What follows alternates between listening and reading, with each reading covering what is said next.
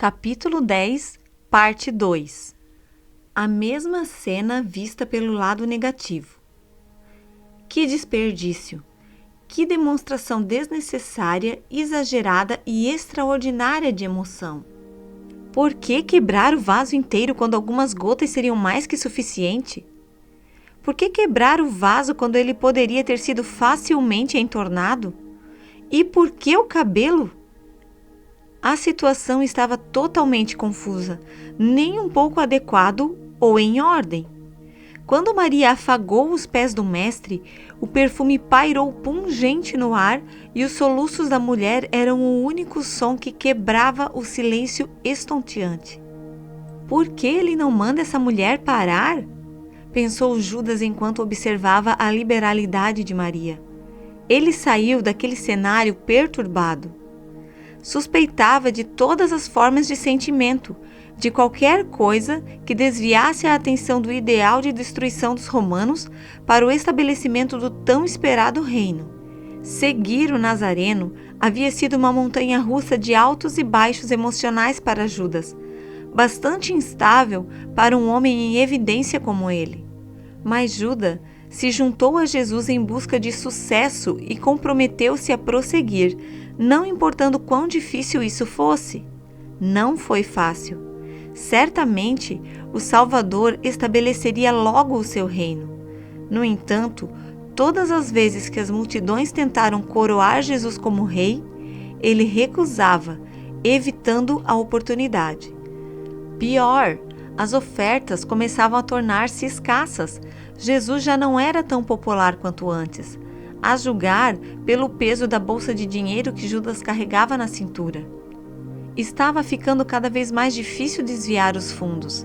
Naturalmente, esse termo era muito feio.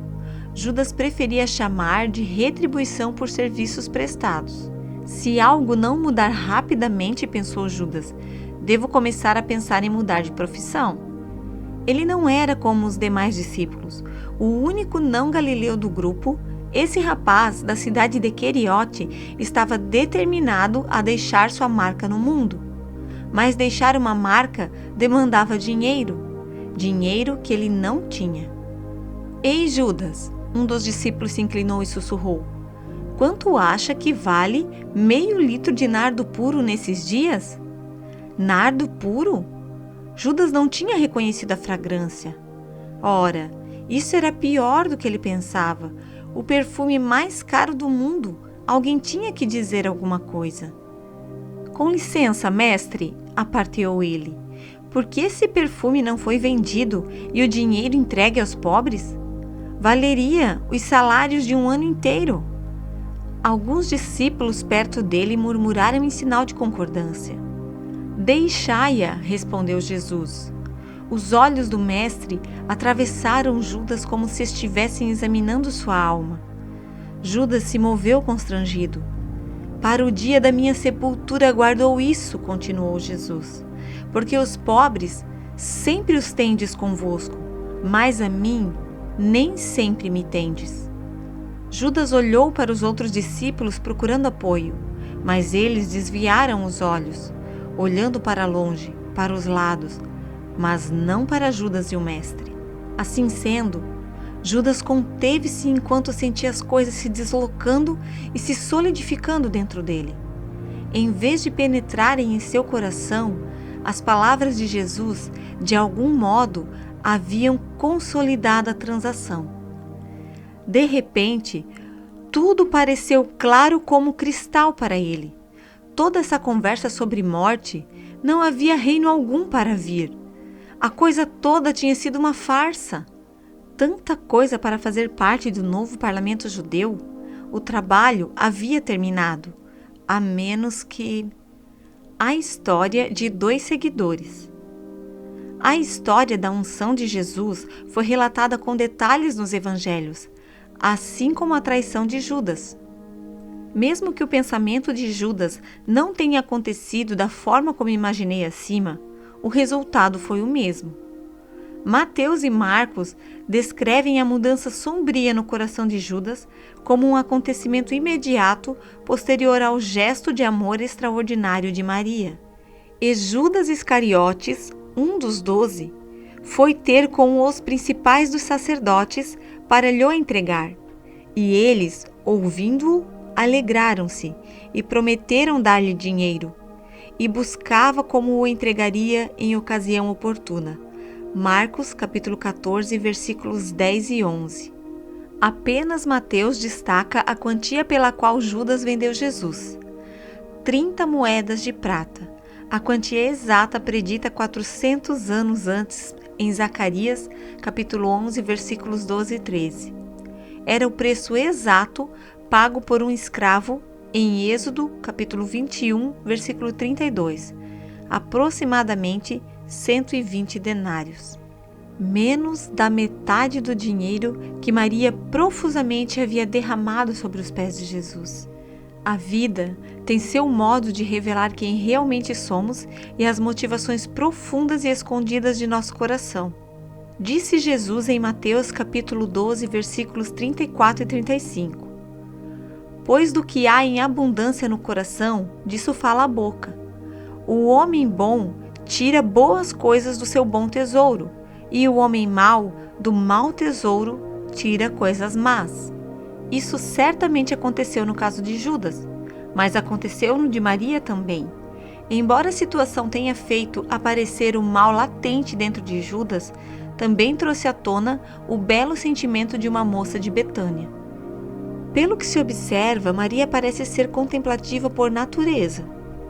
Embora a intuição espiritual tenha feito dela uma adoradora admirável, de igual forma a tornou suscetível ao desespero. Em vez de correr para encontrar-se com Jesus depois da morte de Lázaro, como você se lembra, ela permaneceu em casa. Abatida e sozinha, no meio de uma multidão de amigos, ela mergulhou profundamente em sua tristeza e nem mesmo as notícias da chegada de Jesus foram capazes de aniquilar o seu pesar. Mas, graças a Deus, Jesus nos encontra onde estivermos. Ele passa pelos cantos escuros e escondidos da nossa vida e, se estivermos dispostas, Ele faz brilhar a doce luz do céu, o precioso Espírito Santo. Se permitirmos, Ele se oferece para limpar nossas personalidades, temperando-as através do Espírito Santo, para que não pereçamos diante dos pontos fortes da nossa fraqueza e dos pontos fracos da nossa força. E isso, pelo que posso lhes dizer, aconteceu com Maria. Mesmo tendo sentido, através de sua intuição aguçada, a gravidade da situação que o Senhor enfrentava, naquele momento ela não desfaleceu. Em vez de apenas sentar passivamente e ouvir o Salvador, em vez de se oprimir pela aflição, dessa vez Maria reagiu. Deu a si mesma para aquele que havia dado tanto a ela e a sua família. Aparentemente, contudo, isso não aconteceu com Judas. Embora Jesus conhecesse as fraquezas dos discípulos, ele havia dado a Judas chance após chances nos 3 anos em que viajaram juntos. De acordo com João, capítulo 13, versículo 29, Jesus até o havia nomeado para ser o guardador da bolsa do grupo. Às vezes, escreve William Barclay em The Gospel of John, a melhor forma de corrigir alguém que está no caminho errado é tratando-o não com desconfiança, mas com confiança. Não como se esperássemos o pior, mas o melhor. Foi exatamente o que Jesus havia feito com Judas, mas ele não mudou. Imagine passar 3 anos de sua vida com o Messias e continuar sendo mais ou menos o mesmo, ou até pior do que quando começou. Judas agiu exatamente assim. Isso pode acontecer com qualquer uma de nós se não consolidarmos de uma vez por todas a questão do senhorio de Cristo em nossas vidas. Até escolhermos a quem servir, corremos o risco de desenvolver um coração de Judas no lugar de um coração cheio de amor sacrificial. Porque sempre que os nossos interesses entrarem em conflito com os interesses do Mestre, seremos tentadas a vender Jesus como um escravo ao melhor arrematante, em vez de ungirmos os seus pés. Amor extraordinário versus amor mesquinho. Para saber a quem você adora, diz Theodore Parker, deixe-me vê-lo em sua loja, ouvi-lo em seu trabalho. Deixe-me saber como você cobra o aluguel de suas casas, como consegue seu dinheiro, como o guarda e o gasta. Jesus diz basicamente o mesmo em Mateus capítulo 6, versículo 21. Porque onde estiver o vosso tesouro, aí estará também o vosso coração.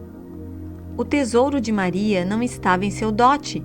Sua esperança não repousava naquilo que ela poderia ganhar através de Jesus. Sua alegria repousava naquilo que ela podia oferecer. Judas, por outro lado, estava atrás de tudo o que poderia ganhar. Essa é a primeira diferença entre um amor extraordinário e um coração egoísta e mesquinho. Observe. Maria possuía um coração grato.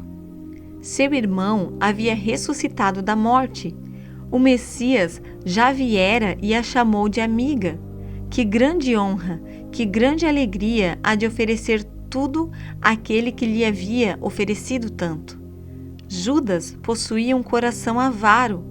As coisas não estavam acontecendo do modo como ele planejou. Uma das leis de Westcott sobre tentação citada por William Barclay é que a tentação está relacionada a coisas para as quais temos certa propensão. Nossa força pode ser a nossa ruína. A força de Judas era a ambição, seu objetivo e compromisso para prosperar. Também era naturalmente o seu ponto fraco. Fazia com que se preocupasse mais com a situação política e com a sua conta bancária particular do que com a condição de seu coração. A ganância é uma tirana. Nós mulheres podemos ser vítimas de suas mentiras tão facilmente quanto os homens. A sanguessuga tem 2 filhas, diz Provérbios capítulo 30, versículo 15. A saber, dá. Um coração avaro nunca está satisfeito. O que tem nunca é o bastante. Mas é grande ganho a piedade com contentamento. Paulo diz ao jovem pregador Timóteo, em 1 Timóteo capítulo 6, versículo 6. O descontentamento pode vir se arrastando sorrateiramente, nos deixando insatisfeitas com o que temos. Não demora muito até que o descontentamento se transforme em determinação para conseguir o que julgamos merecermos, seja qual for o preço. Mas o preço é geralmente muito alto.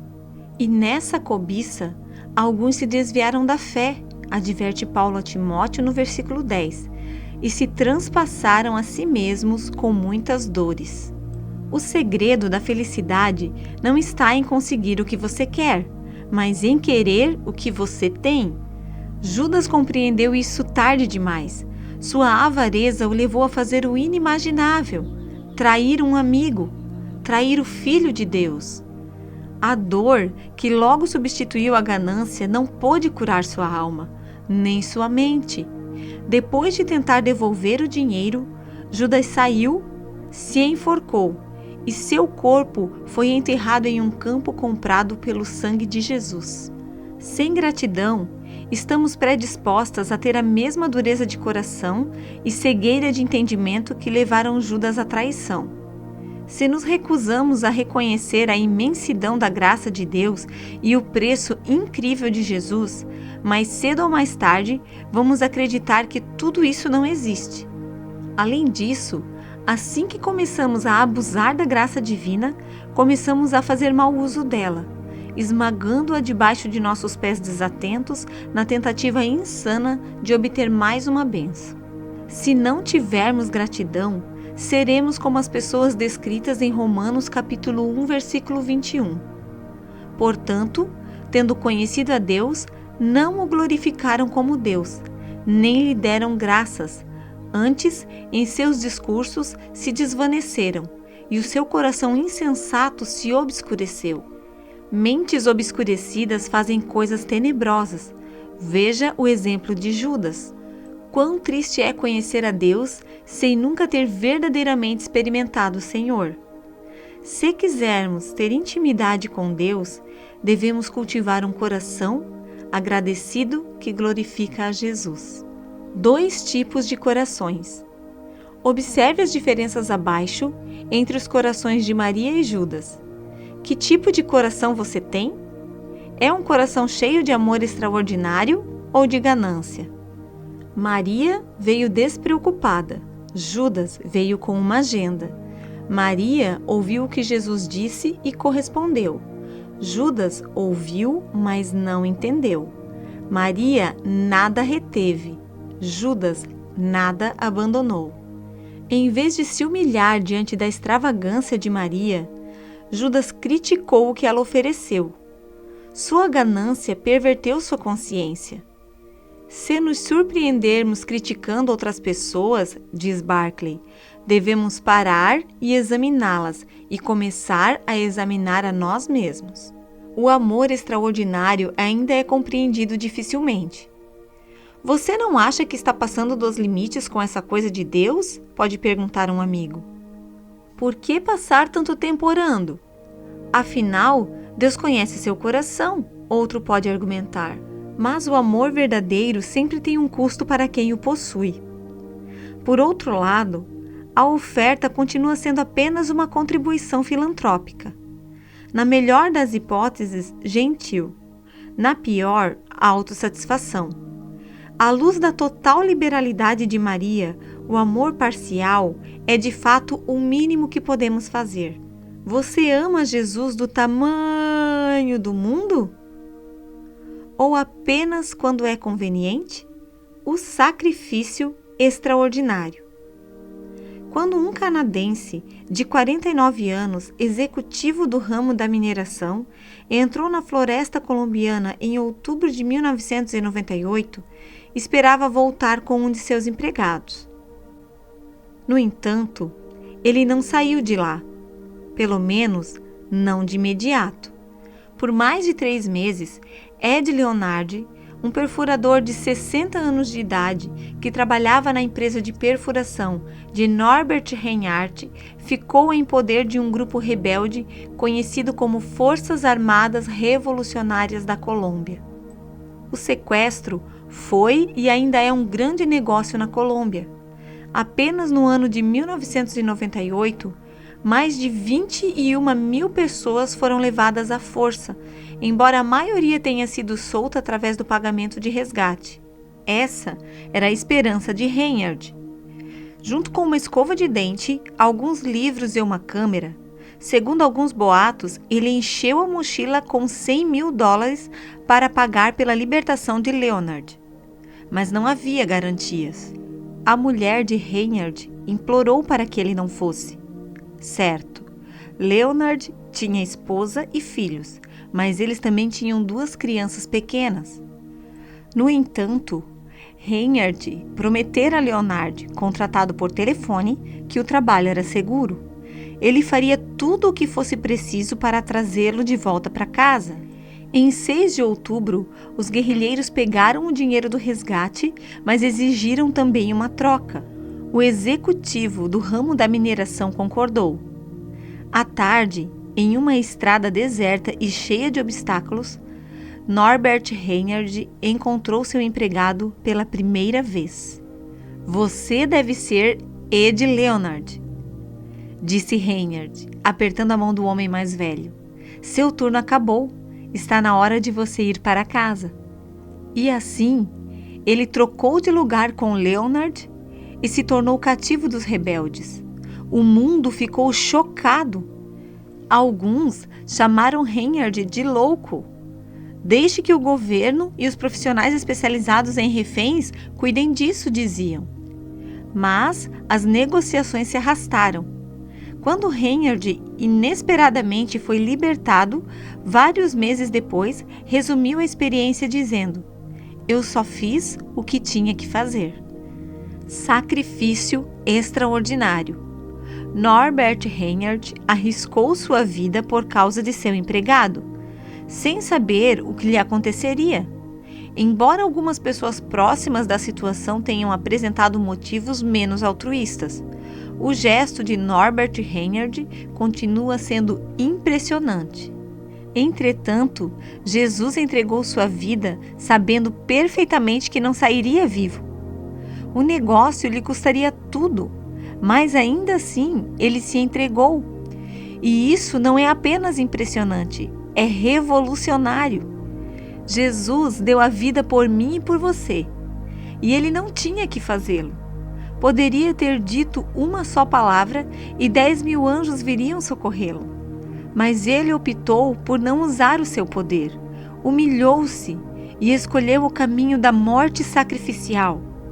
E não havia um sinal sequer de egoísmo em seu sacrifício, nenhum interesse próprio, nenhuma razão para obter vantagem. Por que ele fez isso? Ele fez por amor, um amor extraordinário, superabundante e transformador de vidas.